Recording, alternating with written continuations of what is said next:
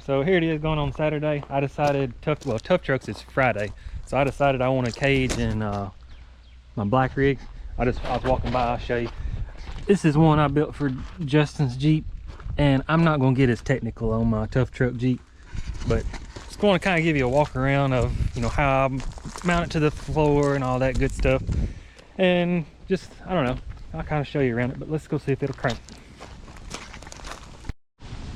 All right, so here it is. I've already got a really nice built ladder, well, what do you call it, seat bar there. But I want to do just a simple cage. Gotta get all the mud out of here. But let's see if she'll crank.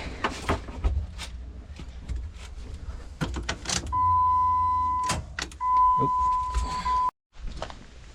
Find a rock. Show you how to crank a Jeep. Pull the relay. There we go. See if it'll work. Oh. All right, so I had the fuel pump relay. Sorry about that. I guess the starter just went out. All right, so the starter don't want to participate, so we got a hammer. Find another way to get it in the shop and get a used starter. I happen to know a guy that has one.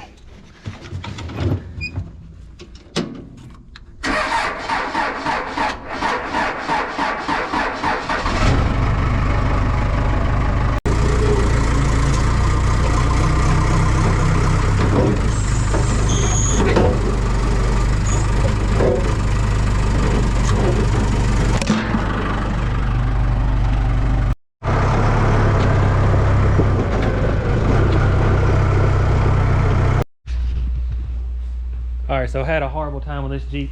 When I was using the SkyTrack to move it, I put a hole in the transmission pan, so I had to fix that. Well, then I thought the starter was the issue. Turns out it was the ground wire up there. So I put a starter on that, didn't fix it, and I had to fix the ground wire. And I decided to change the oil because I've actually got some money in this motor here, and it's the high output, so it's worth something. But I'm gonna get it on the ground and we'll start doing some roll cage stuff. The one thing I wanted to show you, I know this is wrong. Don't ever run your harnesses down like that. They say when it break or when you flip, it'll collapse and break your spine and all that. And I fully agree, but we have it. I don't think I've drove this Jeep once in 5 years. And I mean, the fastest we'll ever be going is probably, I don't know, 20-30 mile an hour. So this should be plenty fine. But if we start getting into big time tough trucking, I will get a better seat and make that better. So, but I'm gonna get some plates cut here just a second. All right, so finally got it running. I forgot this one has side mount radiator. Kind of confusing why, but either way, I think I can get it to go down through there. But gotta get all these leaves out of here. It sits out in the weather, and they're gonna catch on fire. So we'll get all them cleaned out and get some plates cut, and I'll show you what I'm talking about on that. All right, so I wrote out here. I've got all these tabs. Oops. I was gonna copy off Justin's Jeep. He did all the tabs. I just did the tube, so I don't even remember what he did. That's that tab, and then that's that tab. So yeah, you can see, not a completely professional job, but gets the job done. So let's get back in the shop and get to work.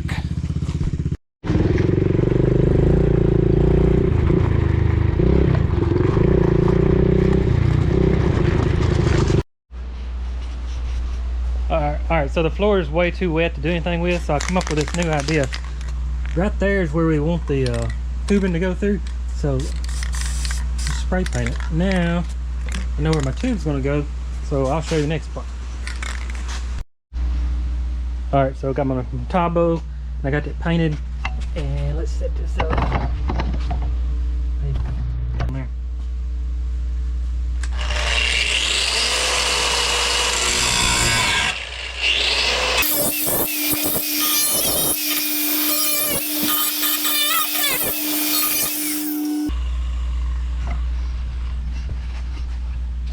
All right, so I got the hole cut out, and I know you're wondering why it's so too big, but I will explain that when I get the other tabs cut, and it'll all make sense. So my professional fab work, if you can see, was in the way of the tabs, so I decided I'm gonna do just a little better job.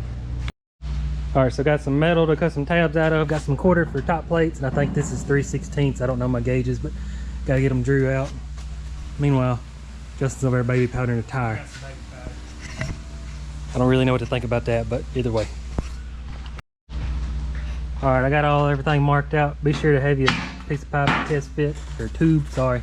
And if you got a plasma cutter, be sure and always grind you a shiny spot, or they will not work at all.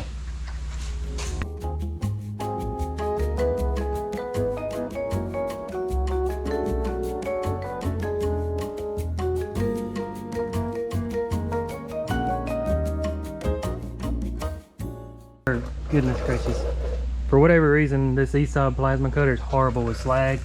But I don't know if I can show you in the video. One trick, the way it is right there, you can tap it off with a hammer, or got it like in a hole there, and get like a chisel, and that saves a whole lot of grinding time.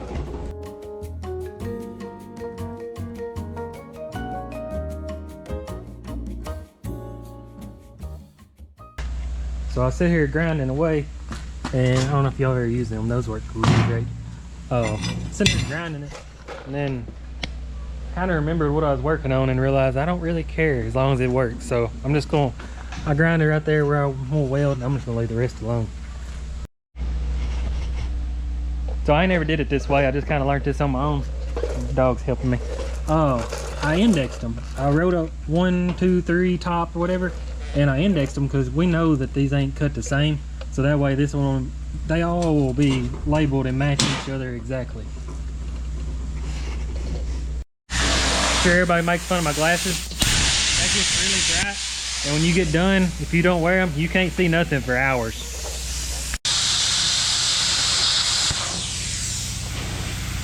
Trying to get work done. The dogs won't leave you alone. One of the little things I do is I'll mark like the center of the hole, and you know the hole wants to be like that. So I'll start in the center, and then I'll walk out and actually cut my hole. That way when you do that, the center hole, if it splatters back in your face and you jump, you come back, you know exactly where you were supposed to be at. So. All right, so Justin finally got done. He's gonna help on the old boring plate work, and I gotta go get some tube so we can start bending tubes, the fun part. So I need some tubing to bend, but currently raining and tubing's in that building. So I'll show you how I bend it. It's a long story. I'll probably tell a story another day. But that's the same motor that is on the car lift there, and I use a drill. That's a low range. You see, that's how I pick up motors and stuff. But you can take it and quick connect it. I'll do it one-handed. Now that same operation runs my bender, so you'll get to see as I'm bending some tubes. So this ain't my first cage, and it's weird that the WJ and ZJ is actually about the same, but I've kind of wrote all this information down. I don't know if you can do any good with it, but usually you got to cut about 12 foot to the main hoop, and let's see, I got 70 and 20 degrees, and it's all kind of guesswork. XJ, that's all the information on that. And then that's upper bend and lower bend on the A-pillar. And if you know, well, I'm gonna try to do it 2 sticks. This ain't gonna be no crazy built cage, but if you know that this is basically level and then it's gonna go straight down, then that means that the 2 degrees have to add up to 90. Just kind of helps you so you're not like way out in left field completely wrong. It's raining. I know the chop saw is not the best tool to cut tubing with, but every joint will basically be cut with a notcher before it's used, so it really doesn't even matter how you cut it. Safety first.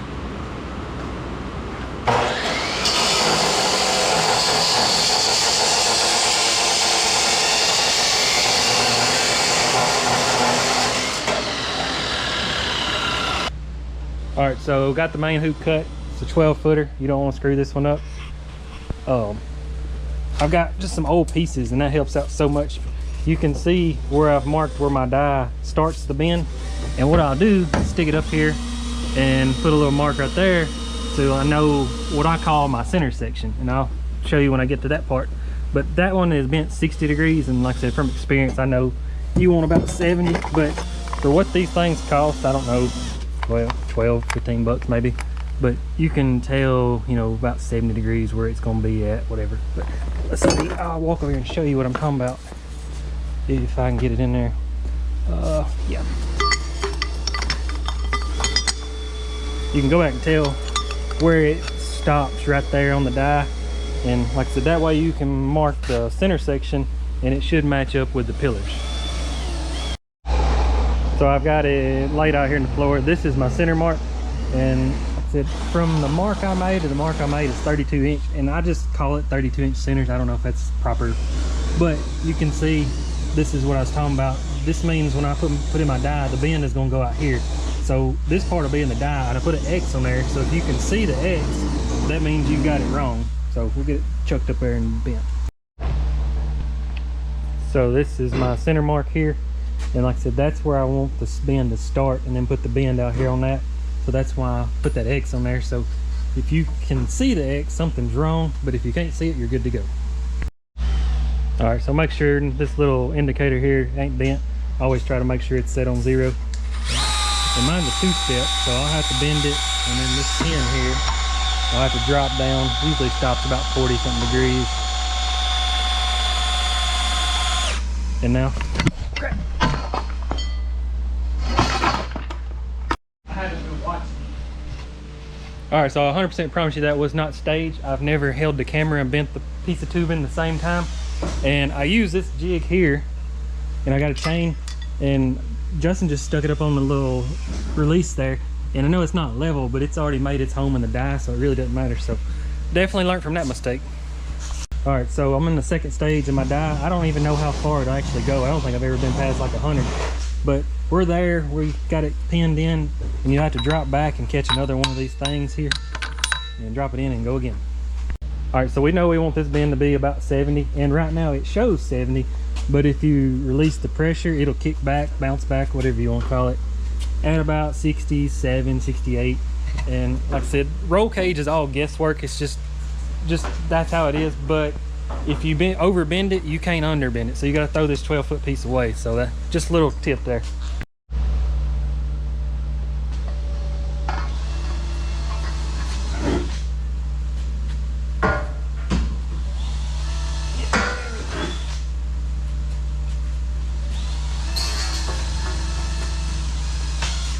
They say vertical benders are a whole lot more fun or easier to use, but this is what I have.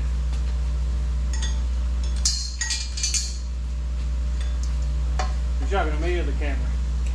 Okay.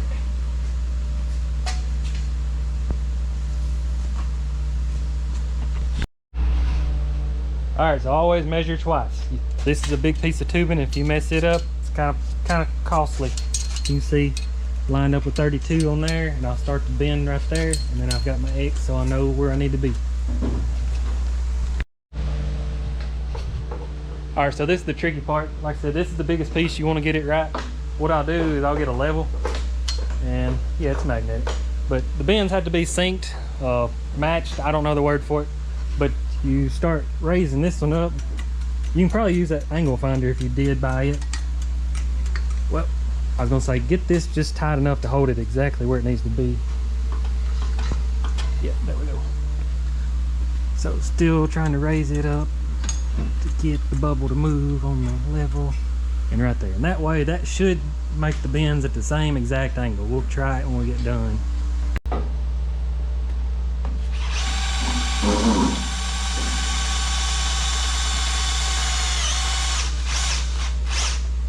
All right, so I've yet to figure out exactly how to do this, but I'll just show you how I do it. It is, I stick the tape measure up there about where the top of the roll bar would be, and I come down here and I kind of dream where I think that I want the next bend to go, and it actually won't go straight down. This will come out and then curve back in, kind of protects the area right here from getting hit. So walk over here. Like I said, I don't know, well, I'll just show you on this, and that's about where I'll put it. And I usually do about 16, 17 inches, and like it's not crucial. I mean, I'm sure you can go anywhere from 14 to 20, but I'll show you another little trick here in a second. All right, so common sense stuff, but I actually did this. You can see I've got both of them been on 70s, and the next one, I think, what did I say, is 20-ish degrees. I swear, for one time I took this piece out and come over here and bent this one and then put it back in and bent that one. So just a dumb mistake, but you can see, like I said, you want the bend on this end of your mark, which I went with 17 inches, by the way. So just be sure to mark the X so you know where to put the bend.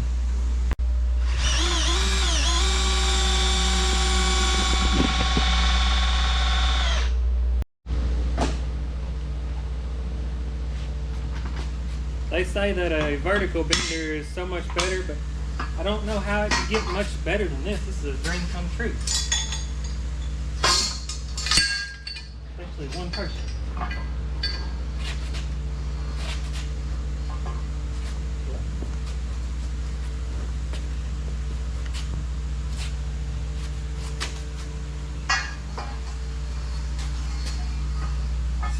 Down there.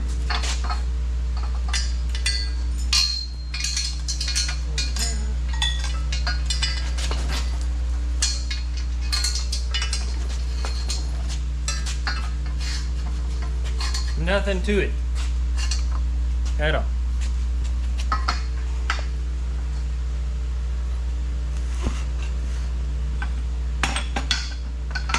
Or you want me to talk? All right, so I got the main hoop laid out. I'm gonna show you how to measure what I'm talking about. Oh, this is hard to do one-handed, but I'm trying.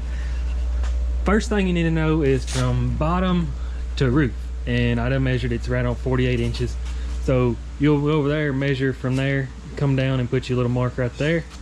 And next thing you probably need to check is the second bend, about where it goes. Like I said, this is not very important, but that last truck build I did, it was real precise. So measure exactly where you want that bend to be, and then measure at the bottom. That's 52. I've already measured it too.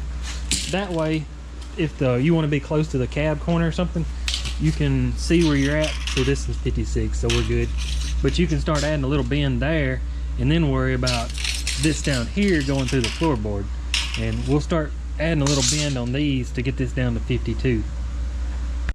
All right, so even though I'm pretty sure the bends match, I kind of just made this up on my own. One of them always looks off for some reason, and it does it every time. Is go over there, we tape measure and find the, I guess you call it the sweet spot. And then right here at my floor line is 64. I guess I can go ahead and do this video, or this side too. Is same thing, find the little sweet spot of the bend, and it's right on the money. So just looks crooked. I'm not really sure why, but whatever. All right, so this is a crucial part. You got a lot of effort put into this piece of tubing by now, so don't screw it up. Done measured from roof to floor is right on 48 inches. So here we are, we've got 55 inches. We want to be at 49 inches. So what is that, 6-inch difference? So on this bend, I'm gonna try to get it to close up the gap 3 inches and then flip it over and do the same on this one. And keep in mind, every time you bend it, it's gonna kick back. So you have to bend it a couple degrees, measure it, and kind of play with it till you get exactly where you want it. Make sure it's loose before you measure it. Wow, that's right on the money. I got lucky on that one. All right, so finally got the main hoop about where I want it. Said we'll stick it up here. 49 inches. And like I say, you can add more bend, but you can't take more bend away. So, well, properly. You can throw a bend in here to bend it that way to kind of give you some more room, but I don't think that's proper to do it that way.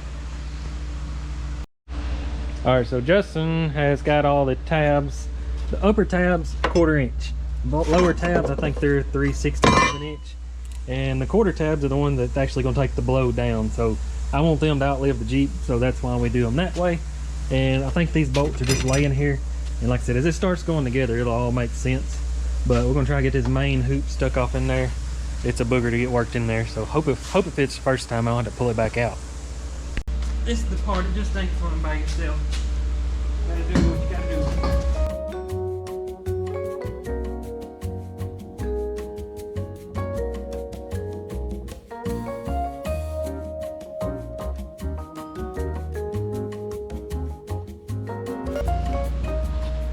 All right, so I finally got it in. That was a job. That one little bar there was giving me trouble. So now we're gonna take these plates and actually slide them way up here and probably put a zip tie around there, and got to get a porta power, and I'll show you why in just a second. All right, so this part's kind of tricky. I think you can see what's going on. I'm gonna see if I can let y'all watch the process here.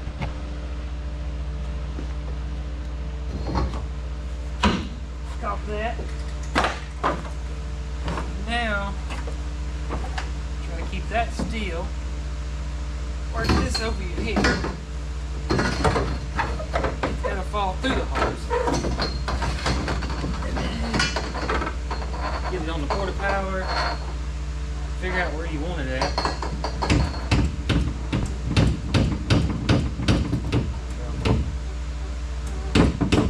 I had to clip this part of the video.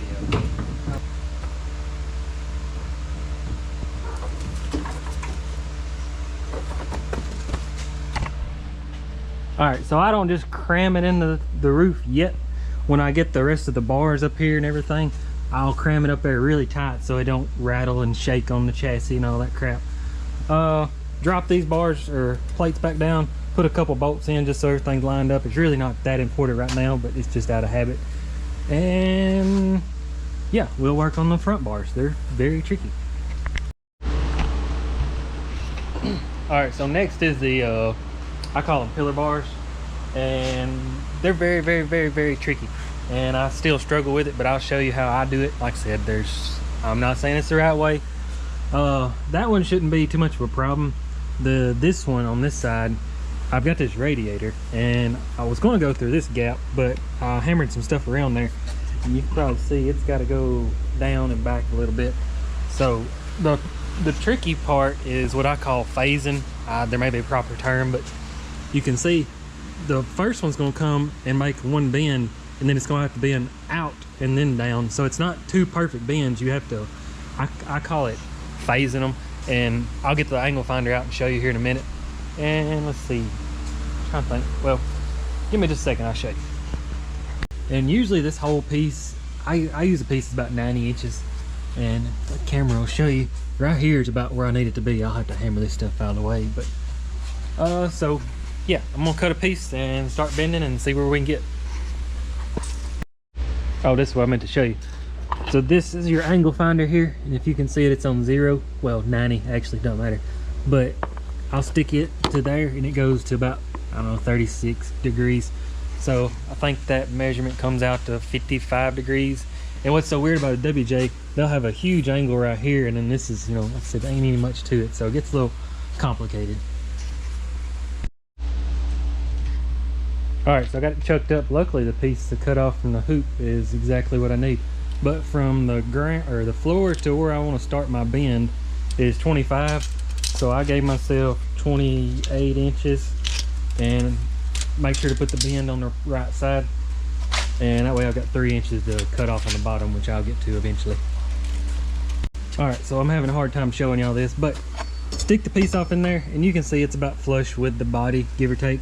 And I know my bend needs to start on the purple mark, so can't hold a tape measure. I need to get a stick, but hold it about right there, and about 30 inches, if you can see, is where I want to start my bend over here.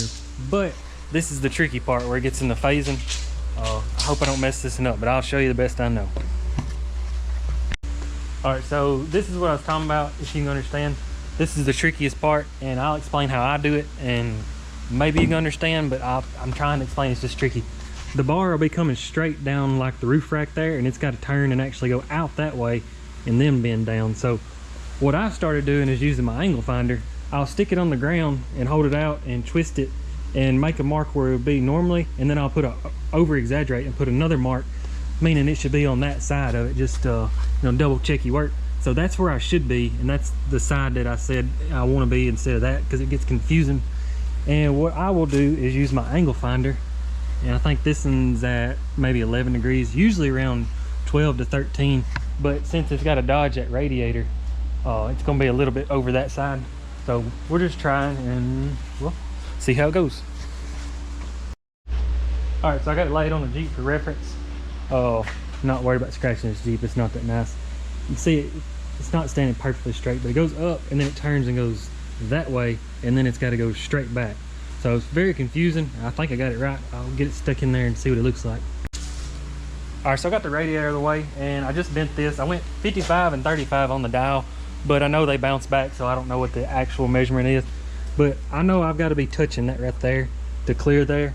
So we'll just keep on bending away and see if we can get this tucked away a little bit nicer. All right, so I wound up going like 64 degrees, and my mistake, I admit it.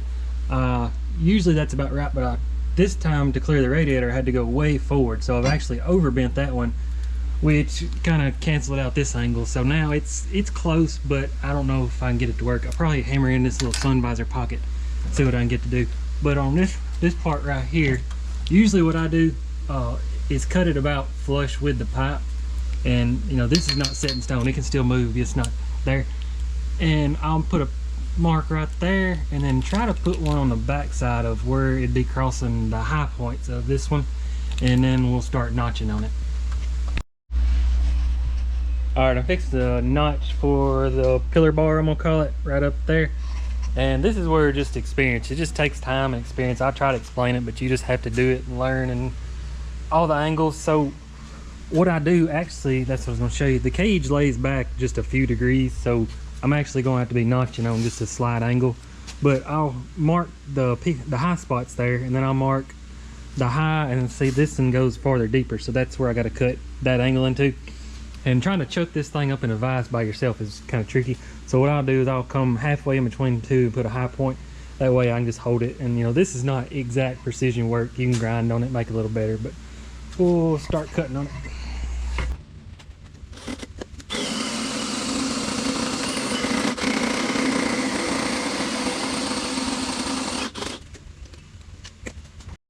All right, I got it notched, and I know it looks like I missed part of it, but I'm pretty sure it's how they want you to leave. You can see that's actually the full meat.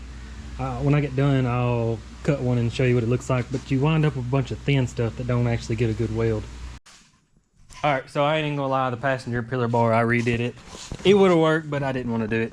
This part, I got it perfect, but to clear the radiator, I don't like that, but kind of keeps the cage out of my vision. But I'll show you the, I call it the phase. Well, if you look from back here, it can still go over that way a little bit. The first one I did, I think 11 degrees, and that one I did 14 degrees. I'm gonna try to bump it up to about 16 degrees. And what it is, take this angle finder, and for whatever reason, the passenger side, it always goes downhill, and the driver's side always goes uphill. I built them both ways, so I know I showed you earlier. I gotta adjust on that one, but just want to show you. Well, you can see I tried to cheat a little bit here, but I just didn't feel like it's necessary, so I'll redo it, make it a little bit better. All right, so I cut this a little wrong. Just got my phasing off. What I'll do is I'll wind up making a mark over here and go back and recut it. That's what I say. You can always cut twice, so just take it easy and slow. All right, so much more happy with the driver pillar bar. I got a little bit of grinding to do to get that gap closed up, but you can get it a little closer. But on this application, it don't matter. Like I said, from a driver standpoint, it kind of follows with the pillar. That one too over there, and it's about as far as possible to get away from my head, so that's the big thing. And I think there's just a few more things to do before I drop it down and weld it. All right, so like I said, as soon as you get the pillar bars and the hoop done, those are the hardest ones. The rest is smooth sailing from there. This one's pretty easy. You just measure from, I measure from center of the tube to center of the tube, and then notch it. And like I said, these will move a little bit, so it's pretty flexible on that side. So we'll cut the piece and stick it up there. All right, so I got the bar exactly where I wanted it, but I put it in, and I don't know if you can tell, I don't like where it's at, because when you jump, you're gonna do that. So I think I'm gonna wind up putting it right there. I was gonna do it right here so all the crossbars would be straight, but I'm not gonna add much bracing on this one, so I'm gonna redo that. All right, so one little trick I got is vice grips. You can see this one is way up higher than this one, and I raised it up. Every time, if you don't have vice grips, when you hit here, it'll jump down over there. Let's see if I can see. There we go. So yeah, it spread everything out and got everything a little tighter.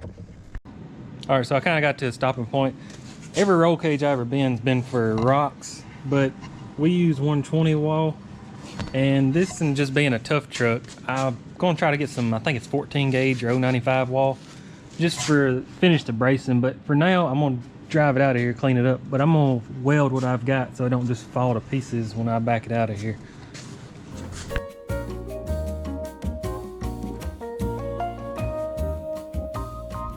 All right, so I was trying to find some thinner wall, 1 3/4, but it turns out nobody stocks that stuff. So I've got some 1 inch, I think it's 120 wall too, but should save a few pounds by using it. So we'll cut some braces and finish this thing up. All right, so I don't even think I told y'all, it had a electric leather seat in there, which was in horrible condition, and it wouldn't work. So I was stuck real far forward. And after I added this bar, I was looking at where my head was. I was like, you know what, let's just move it. So I cut the old, whatever seat, hoop bar, whatever you call that, and scooted the seat back, put a cloth seat in there. So I'm gonna redo that. And I added these just out of 1 inch tubing, but they'll do just fine. So I'm gonna get them welded and keep going. All right, so got all the gussets cut, and I did them out of, what did I do? Some of these 1 inch, and then I went down, no, 1.5 inches. These are 1 inch. And what's cool is the notcher, it cuts with an 1 3/4 hole saw, so it really doesn't even matter what you put in there. You can even put flat metal and it'll still fit, you know, contour to the tube. So I'm gonna drop it down and weld it. Oh, that's another thing. One trick I do is when I tack them, these are all safety squint tacks, so they're probably not good, but I tack them on the inside so it pulls it harder into this joint over here. You can see this one I welded out here and it pulls away from it. And I don't know if I can explain it in the video. When you weld somewhere and it gets the metal hot, when it cools it actually contracts, so it'll pry back on it. And I'll see if I get the camera down here. You can see that's stubbed out, and I'll put a zip tie and then mark it just for safety. So it goes to the top plate, and then I've got this bottom plate, and I'll actually weld it here. I'll show you when I get to that part. It'll make more sense. But we'll get some welding done and keep going.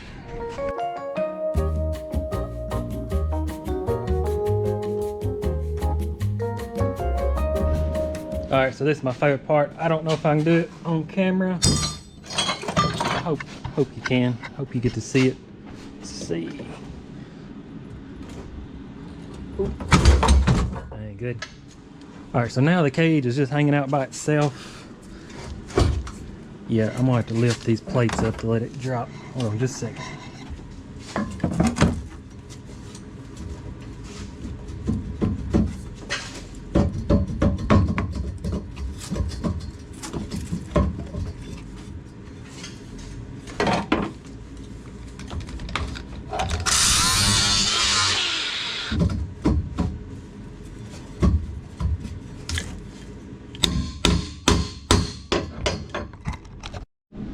All right, I've been fighting this thing for hours.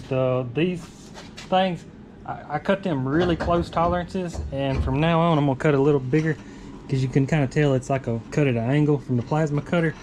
And all the weld splatter got in there and would not let it. It was like a one-way valve. It wouldn't let it come up. So I had to cut and grind and all what kind of stuff. So let's try it again and see what happens. Yeah. Now, let's see.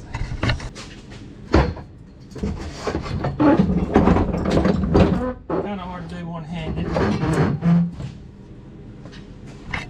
So now, you can see I got all this welding to do, and I'm gonna cut these off where I marked them, and I'll show you exactly what I do from this point forward. I know as tempting as it is when you start welding to reach in there and do the farther ones, but your arm will be resting right here, so be sure and get these out of the way so you can work your way back. I swear you can't even make this up. I was trying to get to some of the farther welds, and I was trying to reach over there, and I happened to look up, and I forgot I can go through my sunroof that I don't have no more. All right, so got everything fully welded, or everything that I've got added. So now I gotta cut them legs off right there.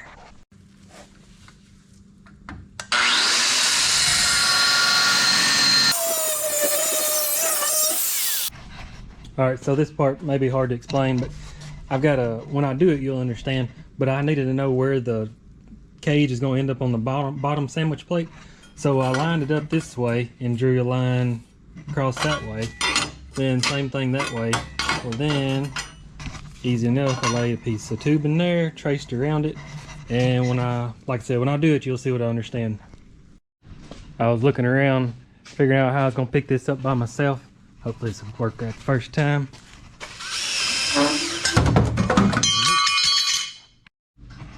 All right, longer board, let's try again.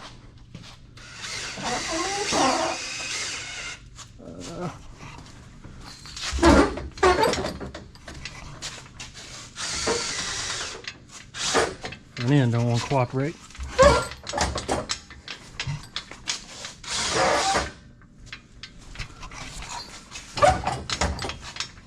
All right, I'm gonna resituate and get it stuck up there. All right, so finally got the bottom sandwich plates. These are still hanging out up here doing nothing. I cut this in a little short, but it'll be all right.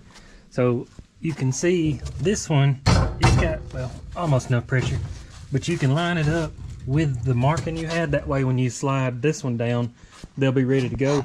But get you a ratchet strap or something, whatever you need to pull this to get it centered up, and then fully weld it, and then I'll show you, we'll drop the sandwich plate down.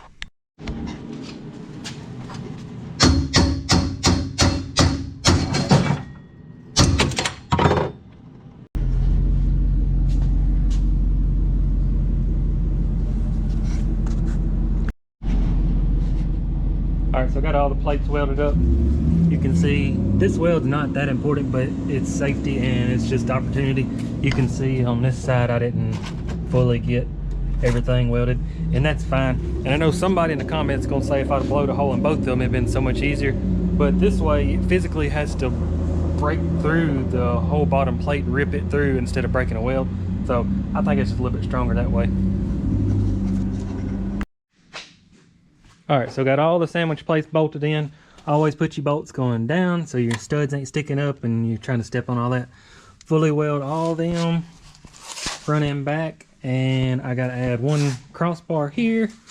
Gotta add one bar coming down right here, and then one to support the seat. So almost done, just a little more to go.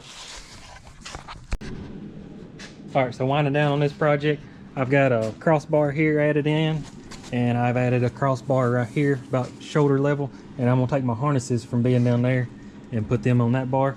I've added these. Like I said, I want to do this out of the thin stuff since they don't really do much work, but this is all I had. And I've added these, got a little miter cuts on there, and that helps the seat from breaking off. And just a little bit of welding and I think I'll almost be done.